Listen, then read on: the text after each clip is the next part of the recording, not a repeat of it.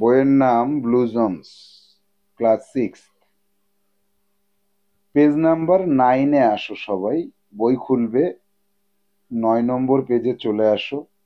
আজকে আমরা activity solution করব।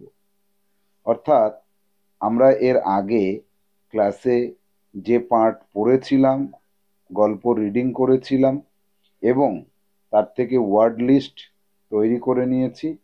এবার আমরা চলে আসব ওই পার্ট 1 যে গল্পটা পড়েছি তার উপর ভিত্তি করে অ্যাক্টিভিটি 1, অ্যাক্টিভিটি 2 এবং অ্যাক্টিভিটি 3, এই 3টে সলিউশন করব। তো তোমরা, আমি যখন এখানে বলবো আমার সঙ্গে সঙ্গে তোমরা নিজেরাও বলবে যে কোনটা সঠিক উত্তর হচ্ছে। দেখো, প্রথমে অ্যাক্টিভিটি 1-এ কি বলছে যে টিক দ্য কারেক্ট অল্টারনেটিভ।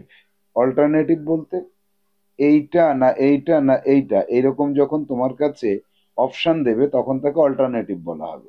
তো এখানে আমরা দেখতে পাচ্ছি প্রত্যেকটাতে 3টে করে অল্টারনেটিভ রয়েছে। একটা অল্টারনেটিভ সঠিক হবে, সেটাকে আমাদের টিক দিতে হবে। তাহলে এ দাগে কি আছে দেখা যাক। The tiger took shelter near the house of. বাঘটি আশ্রয় নিয়েছিল কার বাড়ির কাছে? An old woman, an old man, আর নেইবার। একটা বৃদ্ধ লোকের বাড়িতে? না। একটা প্রতিবেশীর বাড়িতে? না। তাহলে একটা ওল্ড ওয়াম্যানের বাড়িতে। তাহলে এটাকে আমাদের টিক দিতে হবে। যাব বি দাগের প্রশ্নে। বি দাগে কি আছে? The old woman was soft spoken. বৃদ্ধ মহিলা, দ্য ওল্ড ওয়াম্যান ওয়াজ, বৃদ্ধ মহিলা ছিল সফট স্পোকেন, খুব নরম সুরে কথা বলতেন। ইল টেম্পার্ড, খিটখিটে মেজাজের। সাই, লাজুক। এর মধ্যে আমরা পরিষ্কার বুঝতে পারছি যে ইল টেম্পার্ড, খিটখিটে মেজাজের ছিল। এটা সঠিক উত্তর হবে। সি দাগে আসছি। সি দাগে কি আছে? The tiger thought drip drip was. টাইগারটা ভেবেছিল ড্রিপ ড্রিপ ছিল। কি ছিল? The constant falling of rain. এক নাগারে বৃষ্টি পড়াকে ড্রিপ ড্রিপ বলে, এইটা ভেবেছিল। নাকি the name of a man, একটা মানুষের নাম ছিল। নাকি আ ক্রিয়েচার, একটা জন্তু। তাহলে আমরা গল্প থেকে জেনেছি the tiger thought the drip drip was a creature, একটা জন্তুর নাম ছিল। এটা সঠিক উত্তর হবে। তাহলে অ্যাক্টিভিটি 1-এ কিন্তু আমরা দেখলাম একদম সহজ। এটা তোমাদের HW থাকবে, HWটা কমপ্লিট করে নিতে হবে। যাব অ্যাক্টিভিটি 2-তে। অ্যাক্টিভিটি 2-তে কি আছে দেখো, এখানে লেখা আছে rearrange the following sentences in the correct order. নির্দিষ্ট ক্রম অনুযায়ী 1, 2, 3, 4 এরকম পর পর ঘটনা অনুযায়ী সাজাতে বলেছে। কারেক্ট অর্ডার বলা হয় তাকে। ফলোয়িং সেন্টেন্সেস, নিচের যে সেন্টেন্স গুলো রয়েছে এগুলোকে পর পর করে সাজাতে হবে। And put the number in the given box, এই বক্স গুলোর মধ্যে 1, 2, 3 করে পর পর ঘটনা অনুযায়ী সাজাতে হবে। 1 ইজ ডান ফর ইউ, একটা তোমার জন্য করে দেওয়া হলো। তাহলে দেখি আমার জন্য কোনটা করে দিয়েছে। আমার জন্য করে দিয়েছে হচ্ছে আর tiger was caught in a storm. একটা বাঘ ঝড়ের মধ্যে আটকা পড়েছিল। তাহলে আমাদের এইটার নিয়ম কি? এইরকম কারেক্ট অর্ডারে সাজানোর নিয়মটা হচ্ছে যে এই 1 থেকে একদম পরপর 6টাকে জাস্ট পড়ে যাওয়া, পড়ে যাবার পরে তার অর্থ বুঝে নেওয়া এবং একটু চিন্তা করা যে বইয়ে কোথায় কোনটা আছে।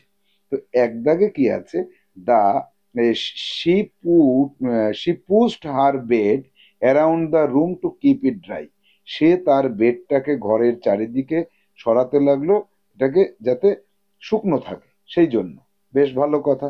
The tiger took shelter outside an old woman's hut. সেই বৃদ্ধ মহিলার বাড়ির বাইরের দিকটায় আশ্রয় নিল বাঘ।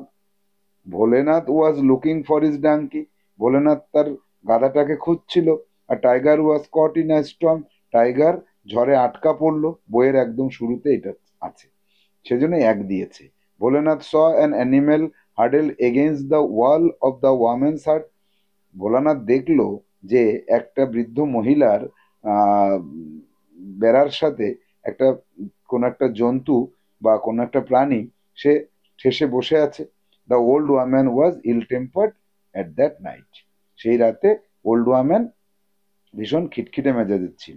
তো এবার দেখো, এক দাগ যখন আমি জেনে গেছি যে এইটা, এই যে এইটা হচ্ছে এক দাগ, এটা যখন জেনে গেছি, এরপরে the tiger took shelter outside an old woman's hut, এটাকে আমি 2 দেব।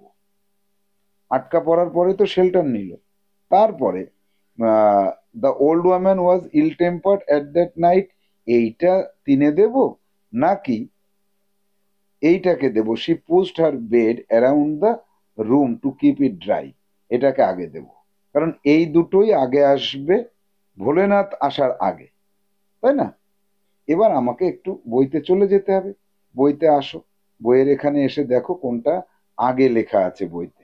এই যে এই জায়গাটা একটু লক্ষ্য করো, এই জায়গায় আমরা ওয়ার্ড মিনিংটাকে মুছে দিই। এই জায়গায় লক্ষ্য করো যে এই যে old woman feeling very ill tempered at that night, এইটা আগে রয়েছে। আর কি আছে? তারপরে আছে সে তার ট্রাঙ্কটাকে বারবার সরাচ্ছিল, এইখানে, এই যে এইটা পরে আছে। তাহলে আমরা পরিষ্কার বুঝে গেলাম কোনটাকে আগে দেব কোনটাকে পরে দেব। এইটাকে দেব আগে, 3 দেব।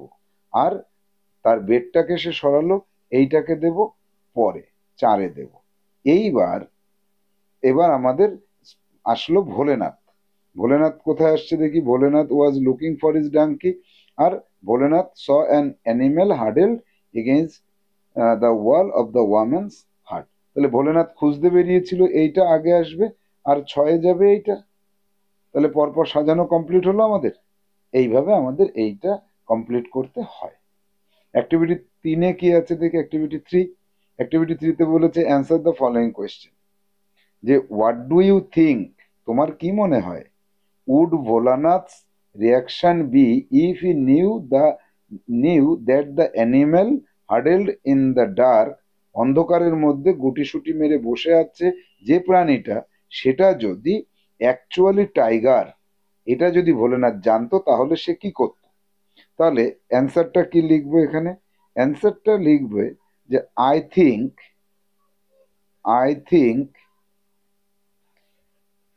ইফ ভোলেনাথ